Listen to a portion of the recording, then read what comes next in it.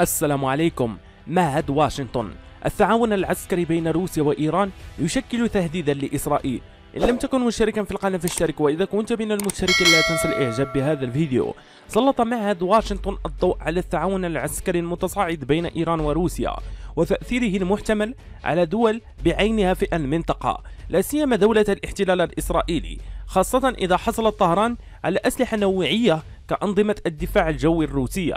وذكر المعهد في تقرير له ما قال إنه تقييم دقيق أجراه مدير وكالة المخابرات المركزية الأمريكية، ويكشف فيه العلاقة العسكرية المتنامية بين موسكو وطهران تشكل تهديدا لإسرائيل على وجه التحديد.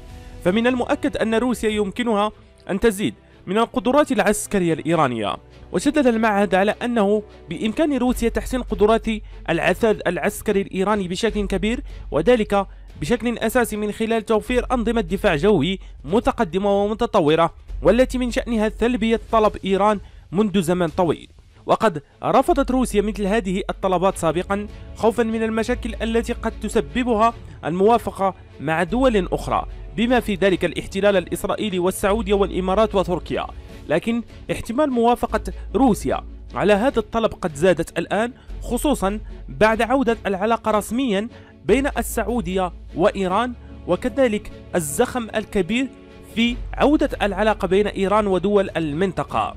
وإذا حصلت إيران على أنظمة دفاع جوي متطورة من روسيا، فستصبح طهران أفضل تجهيزا لإحباط أي هجوم محتمل في المستقبل على بنيتها التحتية النووية أو غيرها من المنشآت الاستراتيجية، وفق المعهد الذي قال إن إمكانية الحصول على طائرات متطورة سوخوي 35 أصبح مؤكدا الآن.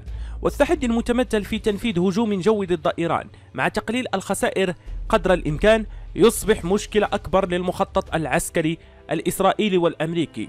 في الأخير، إذا كنتم من المهتمين بهذه النوعية من الأخبار لا تنسوا الاشتراك لتتواصلوا بالجديد، وشكرا.